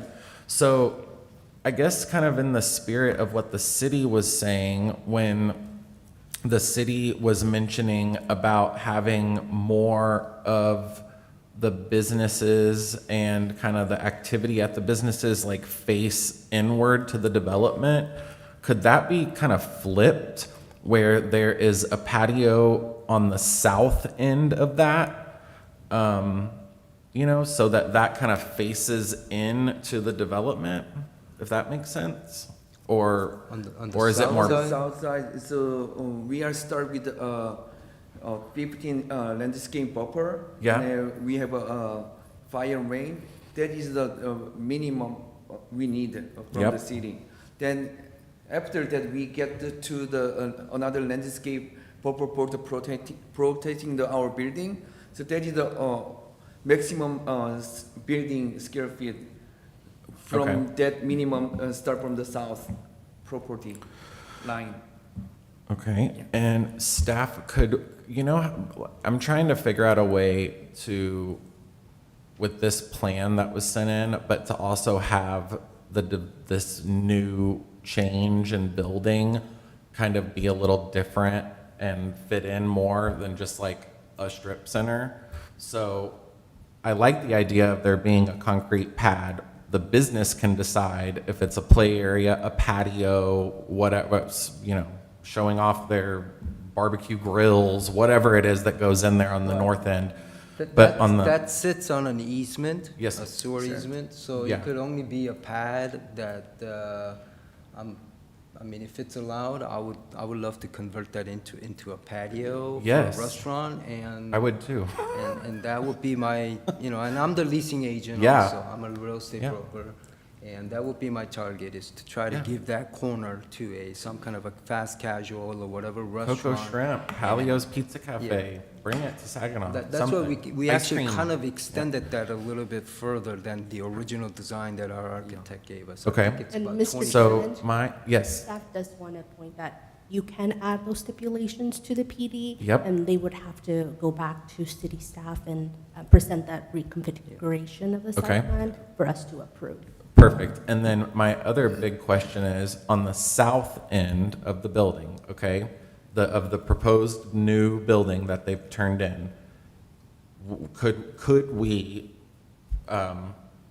stipulate that the business would also need to have signage facing Saginaw Square Boulevard, almost like the business is like on the Two corner signs, of the building? front and the side. So that way it's not just like a stucco wall facing Saginaw Square and it almost kind of like draws in people to whoever comes on the corner. I wouldn't you see how it is oppose right to now? that, because, I mean, on the sides of the building, both north Yeah. and south, we'll probably have about 30% coverage of. I just wanted to of like window. wrap more and Right, have yeah. it be more And of and we're like, gonna have maybe about 30% of Yeah. the depth glass. It won't you- be just a solid wall. Yeah. So you're stucco. saying that someone moving into that building in the future to open a business would be required to have two signs? Correct, one facing 287 Main and then one facing Square. Saginaw Square. That way, like, the side of the business like wraps around the building. That way it's not just like a single building. I understand that, but I don't think we should be If I stipulating for understand something like that. correctly- Signs are expensive. Well, Well, it it doesn't doesn't have to be be the same It's not gonna be size. on him. Yeah. Yes. It's gonna be on the You tenant that's are coming in. proposing- And I you might think there will be a high percentage that the tenant, if allowed, will probably want to put a sign back there. Like I said, the first 1/3 of that space is going to be glass anyways. Okay, Okay, so it'll kind of have that frontage you kind can of a see look. into the Yeah, side of the business. Correct. Yeah, I yeah. mean, it won't be Okay. completely, just glass in the front, no. On the both Yeah. north and south end, we'll probably have about 25-30% coverage of glass. Yeah. So if actually, I think tenant probably wouldn't propose if you want to put it into stipulation or not. Even without it, I think the tenant probably want to put a sign there. Well, and maybe if we don't even stipulate the sign, but that the facade, we can't do the facade of the building. Well, we cannot stipulate the building materials, but we can say that since we're changing the shape of the building, that we want it to be more open to Saginaw Square. So Yes. actually, if you can bring our rendering, architectural rendering, we can explain where, but, so that is already considered the south, and Yeah. the corner has been designed, we designed to open to the public. Okay. So then it appeal to the customer. Yeah. And not only the south and the north side of the building, is we have a storefront, and then with high designed facade, so then we can put the sign either north side and Yes. Do they have the rendering? They don't I have it. submit to them, but yeah. We might have a rendering of the We had a building. facade. Yeah, we're gonna check emails, yeah. The only reason why I'm bringing this up isn't to be like onerous on the developer of the business. It's because if we're going to change the spirit of this development from like little individual restaurant buildings to a rectangular strip building, I just want it to like flow better and invite people to come into Saginaw Square instead of driving past it, because there's still going to be 3 retail lots available behind it. And so I just want it to be more like all like welcoming to like come into Saginaw Square instead of just passing past it. And Mr. Chairman, Yeah. you can stipulate that the frontage needs to be on 2 different sides, right? On Saginaw Square and Saginaw Boulevard. And going back to your signage question. Yeah. So due to our current signage ordinance, they are not allowed to have more than one for a multi-tenant building. Okay. And those are any properties that are within the Saginaw Boulevard. Okay. So they would only be allowed to have one, and that would be the one that's off of the street. Yeah. And then the one on the. Sign. actual, Okay, yes, got it. Yeah, building. got it. Yeah. And I'm sorry, Mr. Beast, I wasn't clear on what I meant by having something on the side. I was mainly talking about like kind of the facade of the building, and like what he said with having the glass down about 30% of it, it kind of invites people like, oh, like what's in there? Like, is that a froyo place, or is that a cell phone store, or whatever, it's a pet shop, whatever it's gonna be.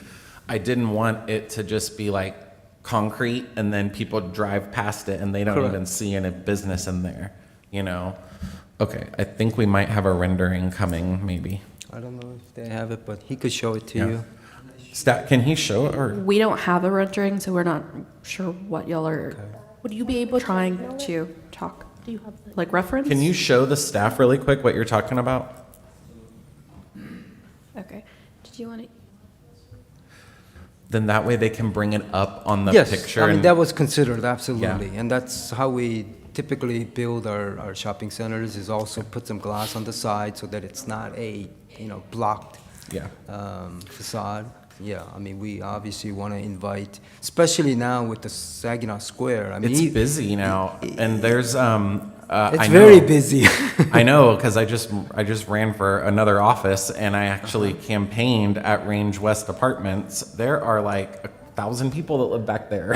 So, Hey, hey, I'm so sorry. I believe also because we created the Saginaw Boulevard, all the development on Old Denton in the back. yes, Old Decatur, yep, Old Decatur, yep, all the retail came in because they know now Correct. that we have an access between 287 and Old Decatur. Before, it was either a turnabout, Mm-hmm. a quarter mile down the road, and or on the, is it east side or west side? Yep. That was the only way to get into those businesses Mm-hmm. back in Decatur. And I know it belongs to the city of Fort Worth, and they're doing their roadway improvements. Yeah. So all of those empty lots on Old Decatur actually were developed, in my opinion, because we have the No, I agree. Saginaw Square Boulevard. I don't think, Kava, Five Guys, Chipotle, Yeah, all of exactly. that They would've- wouldn't have come if I know. they knew that access was difficult. But the Saginaw Square Boulevard created that access in the city of Saginaw rather than crossing over to Fort Worth, and so they all came along. I have a question. Yeah, sure, yeah. These proposed five storefronts, how many vacant strip mall segments do we have that are empty in Saginaw? Do we need more strip mall? Well, I don't know the answer to that question. I mean, earlier we just kind of approved one or two of them to be filled, with another business. I think they're always kind of coming in and out, but I hear what you're saying. Yeah. I think the way that we could ask the applicant about that is, are any of these pre-leased? So that way you might know that it's not just going to be empty, is any of it pre-leased? Yeah. Is that, Well. or you can that's- ask the staff too, I Well, think. my concern is are we going to be oversupplied with strip mall facilities? And are these going to be, I would assume that they were going to be rented to anybody who wants them, whether it's a pet store or a restaurant? Or are they going to particularly look for restaurants? I have no idea. And again, I'm playing devil's advocate tonight. It's their market, it's their investment, Yeah. and we're asking them to do a specific type of investment with us. Hopefully, it's going to be better than what we've had in the past, and that's why we're trying to beautify Saginaw Boulevard and things like that. Correct. This is a part of it. Yep, they can put whatever they can lease whatever they want to in there. That being said, I am aware that there is a bonus incentive, is what I'll call it, if there are sit-down restaurants in their development by a certain date. I Mr. don't know what Chairman? that date is, but that is something that they're working on. So I it would just- behoove them to get more restaurants. We are going to be targeting probably minimum 2 restaurants in this center. Yeah. Mr. Chairman, I just want to acknowledge, again, we can't take that into consideration with the strip mall as a whole. It's specifically this use of this property, or Okay. this lot. So Yeah, okay, I understand, sorry. I read too much. I go to too So many meetings. here's the rendering possibility of Yeah, how. thank you for showing us this. I love the Rendering. representation of a great architecture job, yeah. Yeah. And Were you gonna explain to us what sites sit where? Okay, yeah. Is that why you put it up? Yeah. Yeah, and also I updated the latest one so that it's aligned with the south property. So that is why we are proposing, and I updated the drawing. And so as you can see, that the main facade is facing the 287, and the other side is, as you can see the south, and the other side the north. You can briefly see the outdoor patio. So as he explained, so we have a storefront on the north and south side, so then we can welcoming the all users, and also it's appealing to the users. So Yeah. So that would be the south side, and that Yes. storefront is going to be facing Saginaw Square. So it is on like the So, corner, yeah, so thank it's you. got two sides to it, Yep, basically. that was my concern, and it looks great, thank you. Yeah. As you can see that there is a tower at each corner. So then we can put possibly we can put the signage on the both sides. Okay. So as you know, the business owner wanna appeal or promote their business by having a two signage on this corner. I think that helps. Although staff said that city doesn't allow the side, so I don't know But- if they want to, if it's going to be a different permit or whatever, but I think they said that you can have one sign per business, and plus the monument sign, whatever is facing the road. So, because whenever I was saying to mandate to put one on the side, but that being said, you have windows on the side. Yeah. So the business, you know, if it's T-Mobile or if it's they'll put the graphics or correct whatever on the window, correct. window. Yeah, yeah, So yeah. that would add as a signage. I really like this. I'm very happy that we got to see a rendering of it. I would suggest that, like staff said, we can actually put it in our SUP that we want the patio, we want a play area, we want Mr. a Chairman, it's a PD, the PD amendment, PD amendment. Yeah. not an SUP. That we can put that in there because although, look, they're businessmen, you know, they want to do what's best for it. Sometimes things change and, you know, if, I don't know, some, you know, pool supply company or something comes in and wants to lease 90% of the building. Well, I mean, but the intention was they're to not gonna have a create a patio, patio, okay. that's why we're putting in Yeah. the pad. I know. The concrete pad. Yeah, And I like that. And encourage a restaurant. Obviously, you know, if nobody wants to come in there and, you know, some other business other than restaurant, you know, Yeah. we have the right to be able to lease it, but Right. but the encouragement would be, and creating that pad, concrete, was to put a restaurant. It could be and- a and home create- decor store, and they Yeah. could have an outdoor patio area where they Correct. show off fire that was- pit that would be tables the and encouragement. stuff. You That would know, be what, the I don't care what it is. I just want something else than a strip center.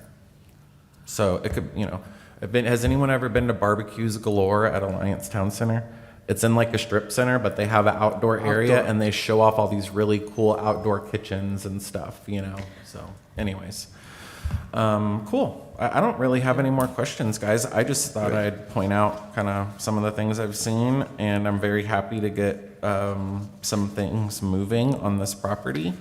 And Yeah, if- I think it was right before COVID when It was. we was developing this, so. It was. It kind of I had a slowed little- down what we I had needed a little to more do. hair back then when Alrighty. Anyone on the council have any other questions for our applicant? If not, we can open it up for the audience and then for us to discuss. Anybody have any more questions for applicant? And Okay. Mr. Chairman, I Yeah. just want to add to your last point, that if you would want to see the patio included, or if you want a double frontage on the site plan, that has to be a stipulation Yes. that you add today. Okay, thank you very much for pointing that out. Thank y'all very Thank you. much for coming all the way out here Yeah, and for absolutely. talking to us. And yeah, we appreciate y'all's time. Great, thank you. Thank you. Thank y'all. Alrighty, does anyone in the audience want to speak on this item? Do I have to note the time? No? No, not It's already until you- open, yeah. Yeah, just until you, when Yeah, you yeah, yeah. close the hearing, you will. Anybody would like to speak now or forever hold your peace on item 3C? And staff, I don't see, there wasn't any letters that we received on this one, no? Okay. No, so for the textual amendment, we were not required to send out those 200-foot notices. Okay. So it was just noted on the newspaper. Gotcha. Alrighty, so I'm going to close the public hearing portion of item 3C at 7:52 PM. And then I'm gonna open it up for the commission to discuss. So, I know we kind of, you know, I could probably beat this one to a horse, especially with me not being clear on what I was talking about, but I'm very, now that I saw kind of what the proposal is, I'm very happy with it. I would just suggest to my colleagues that if we are going to approve this PD change, that, one, we mandate some sort of outdoor area of sales to be had, whether that is a patio for a restaurant or a, just outdoor area for the business that's there, whatever it is. And, they're going to work with the city staff as far as parking and signage and all that kind of thing. They're, To be clear with city staff, so this one that they turned in, y'all are neutral on it, but there was a recommendation to kind of turn the, So yeah. staff, when we were going through the review process, it was noted that we would prefer a multi-frontage building. Yes. So that it's not strip center and the frontage is on one side, so that we would have it all around. Yeah. Yeah. But I was seeing their rendition that they showed us, that is a nice presentation, I think. I agree. And Mr. Chairman, for your recommendation to include that outdoor area, would you be able to be more specific on what it is that you are looking for? So, I like where it shows here, this concrete pad on the north side of the building, I want that to stay. Because if that is a Palio's Pizza Garden for an or like Mod Pizza or something that has like an outdoor area, or Barbecue's Floor where they show outdoor kitchens, or some sort of like home furnishings boutique where they set up like an outdoor sales area, like they have to, that pad has to go with the corner that's being leased. Mr. Chairman, Yeah, you would yeah. just need to specify what you would be looking for when you're saying outdoor sales. So we understand the patio aspect of it, but what we're needing to know is what kind of space we're referring to when we say outdoor, Yep. so that we know that that is the intent of So the area. question, because if the reason why I didn't stipulate it as patio is because that could limit them from leasing it to like a home furnishings place where they would want to set outdoor furniture to like display it. So I don't know how to. So you could always say mandate it patio and or outdoor and selling, outside. outdoor display. I think what you're trying to explain for outdoor sales area is basically like somewhere where they can display their goods and products. Is Yes, that what you're saying? Okay. Yeah. So that would help define that just Okay. from our understanding. Yeah. So you're looking at either a patio space or somewhere where they can highlight their goods and services Yes. outside. Yes. Okay, so we're not looking for like a play area or anything specific, just a patio and or somewhere where they can display their. And the reason why I wouldn't mandate it it could be a play area if like Hat Creek Burger Company or somebody came in there. The reason why I don't want to mandate it as the play area is because there's that drainage easement right there. And so I don't know if I think we should be flexible with whoever they lease it to. Like whatever the business that comes in, as long as they have that strip available, they can decide what to do with that strip. That's kind of what my intention of mandating it was. I don't know if that's. Yeah, we would just want some further Yeah. direction, because if we keep it as concrete pad, it could stay as a concrete pad. Yeah. It does not specify patio Yeah, at the yeah, moment. So if y'all wanted to specify that, we would just need to know and make that Thank you for pointing that out. public on the record. So if we're wanting to Yeah. do a patio and or a, activated amenity space or sales space, we can do that. Okay, but it has to we- be in the motion. We need to get that direction from y'all so that we can ensure that that language is within So, the PD. if it's okay with my colleagues, I actually like that language: outdoor patio, outdoor selling area, selling display area, or activated activity space. Like, it has to be something that brings the business that is leased there outside whenever the weather is available. Yeah.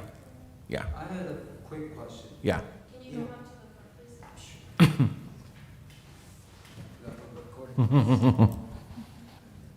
All right, so if we create a, Mr. Chairman, we're gonna need to open. We the need to public reopen this, so hearing. I'm gonna reopen up the public hearing at 7:58 PM. And then if you could just reintroduce yourself one more time, so sorry. Kevin Cho, representing the ownership of the property. Okay? So if we're creating a patio or any outdoor, sales area or display area, are we allowed to put, what do you call it? Awning? Awning or some kind of a. Yes. Yeah. I'm fine with, well, as long as it passes all the codes of the thing, I would love an awning or a pergola thing. Pergola, something of that Or, sort. the business that comes in or that pays you for the build out or whatever can decide, let's say it's like some rustic Italian pizza place. They might have wood beams coming out with like vines and Correct. stuff on it. I'm Yeah, fine with how I it- didn't want to be just a concrete pad. No, me either. And then they put out their tables or whatever. either, yeah. That would be also our landlord stipulation is you create or we pay for a pergola or awning or something to cover that. Because when I was discussing with the architect, we actually enlarged it. I think initially it was only like 14 feet or something. I Okay. believe right now we enlarged it to about 20 feet so that we have enough space back there. Yeah.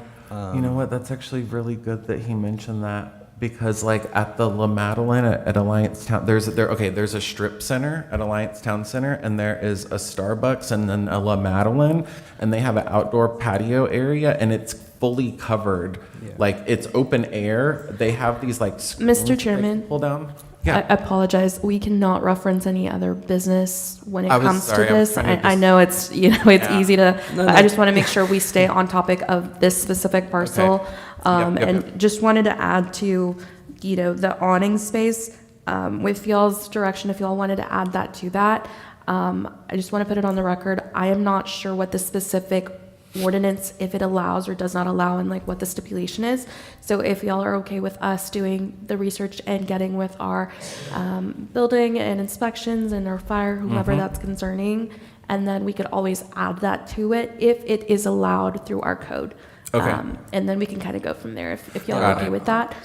But if we wanted to just stick with patio activated amenity space and or outdoor sales area, Yep. as long as it's coincided with our code, we could. The final language will be set. Yes, the by- final language will be set by staff once Yep. we further look into that, just because I don't have that answer Yeah. on top of my. For sure, and we don't want to Yeah, hold. I'm not asking for a stipulation that we must put an awning or something, but, No. but obviously, that's the intention. Yeah. Yes. If they want to put tables with umbrellas or something, that's another Yeah. Yes. option. And I but- think, it would probably be allowed because we have some outdoor, patio space, but I just don't want to have it on the record that it is a for sure thing because I want to make sure we. Gotcha, yeah. Okay. And Got it. I would rather it be flexible for Yes. you as a developer. Yes. Because, certain, if it's a German beer garden, they're gonna want the patio table umbrellas. Right. And if it's like some rustic Italian place, they maybe want it to be covered with vines or something, So I don't wanna shoehorn y'all in, but I do like an outdoor area as part of this, especially since we're changing the spirit of the building. So I'm gonna turn off my mic because I'm talking a lot. Okay. Y'all- Mr. Chairman, Yeah. one more clarification on that. Were y'all wanting to do that double frontage on the Saginaw Square Boulevard corner? So because of what we saw where it kind of already wraps around the building and the glass and the facade of the building kind of goes about a third around the building. And I know that's a proposed, Yes, I do want to. yeah. For it to be known that that is not part of the PD, so we cannot hold them to that. So if you wanted to hold them to the frontage, we would just need to note that we want double frontage on that corner, on the Okay. corner that's facing the Saginaw Square Boulevard I think and we already covered that. Saginaw Maybe a Boulevard? We did, but what she's saying is because it didn't make the application time, like it's not like in this is what we would approve or deny tonight. And So, Mr. Chairman, we could always add that as an exhibit but unless we specify that within the PD, we cannot hold them to that exact thing. So we would have to specify, because masonry, we cannot, so Right. it's something that we would not be able to hold them to that.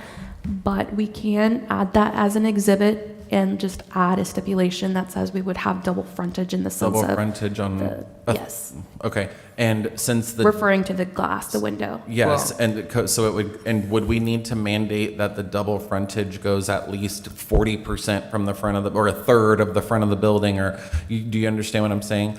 Because if we say double frontage, then that technically means the whole side of the building, correct? No, maybe? Do we need to specify the amount of double frontage, is what I'm asking?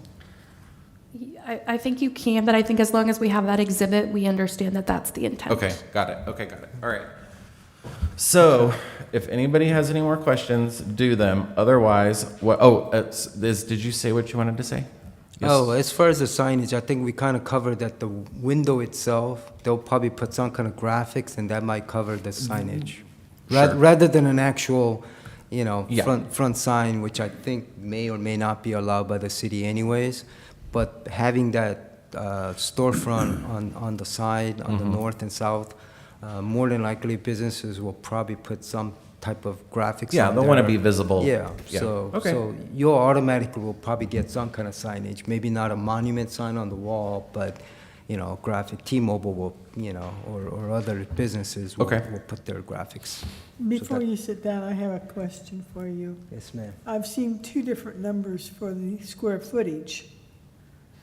One was 9,200 square feet, the other one's 8,980 square feet. What is it? 8,900, right? 8,950 is the. 8,953? Yeah. Yeah, it was kind of reduced from 9,200. To add the outdoor area, Yeah. probably, the concrete pad, yeah, because it was enlarged, I yeah. believe it was 89. He'll give you the exact number if you want to stipulate Yeah. the maximum.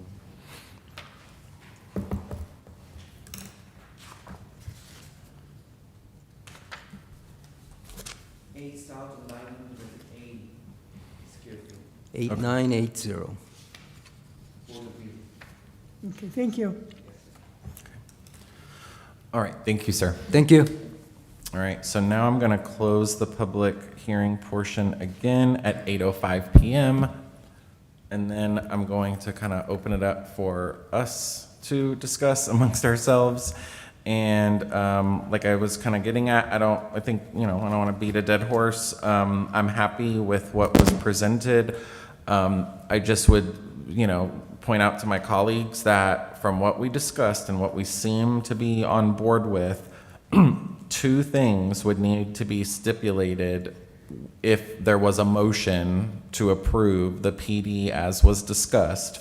One of them would be to have the staff attach the rendering scene so that there is double frontage regarding the image shown facing Saginaw Square. The second stipulation would be that exact language to be decided by city staff, the concrete pad area is kept as part of the PD to be like an outdoor selling area, activated play family area / patio, but the exact language would be done by city staff at a later date.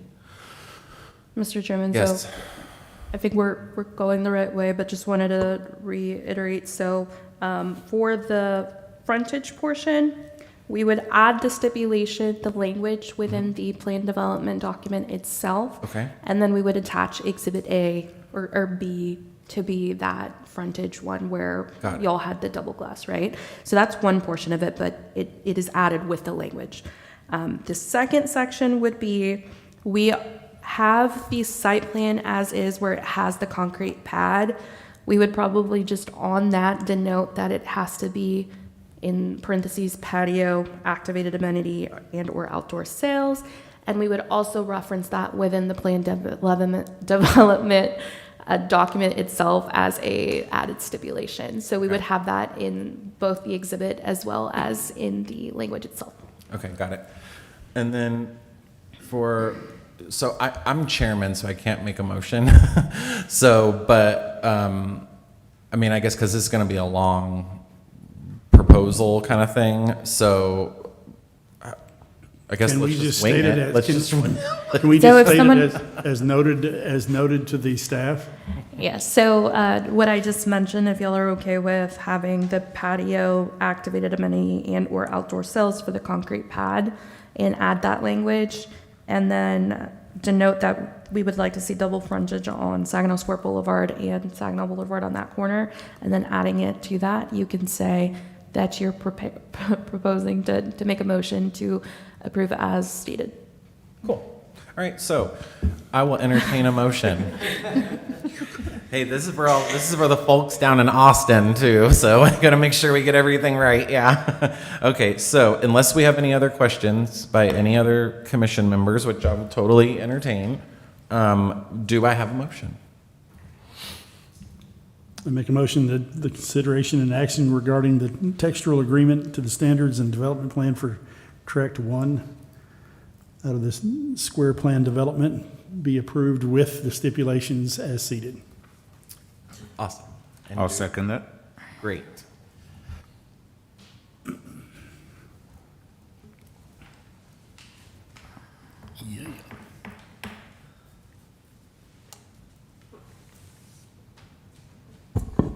Mr. Chairman, if we could just have you cast your Second time tonight.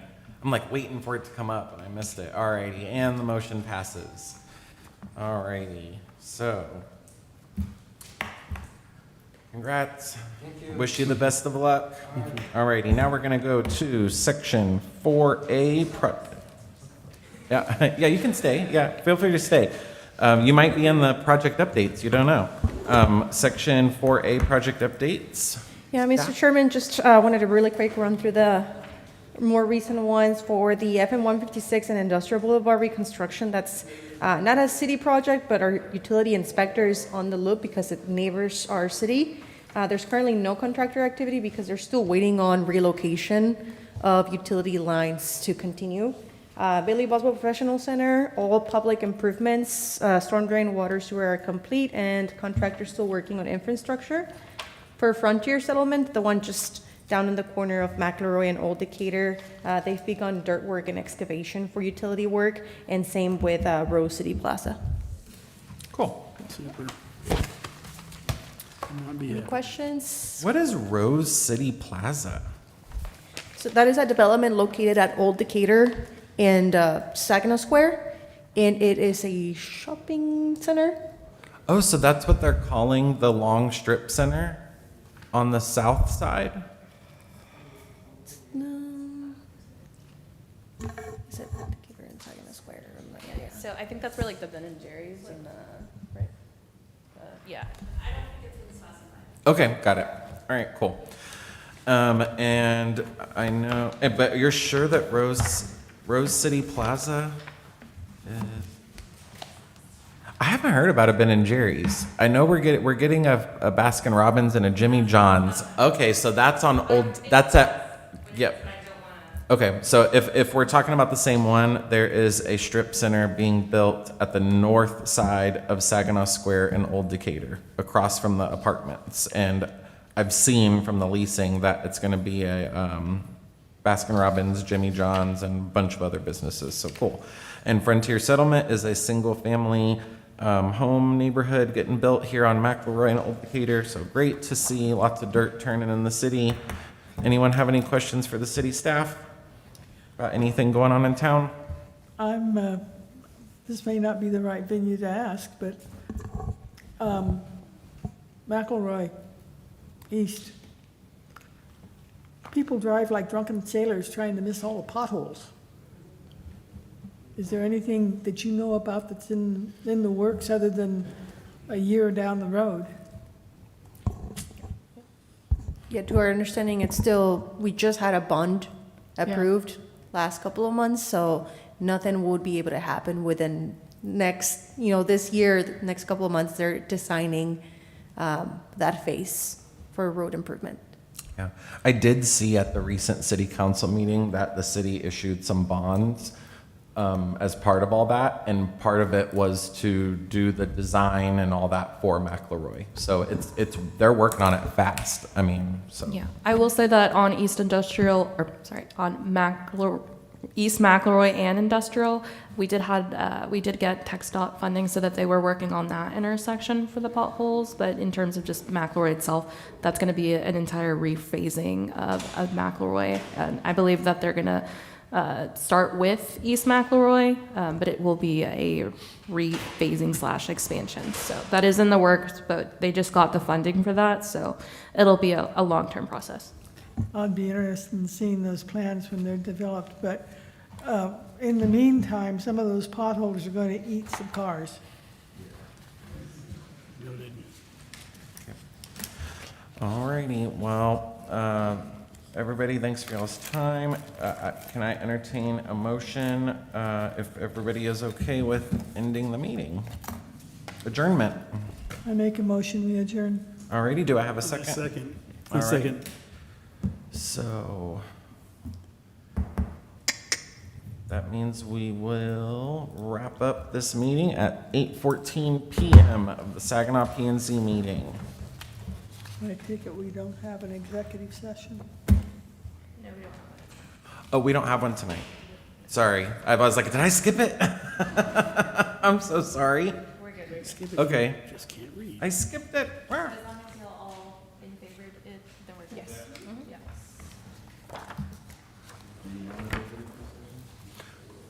Yeah, do we want?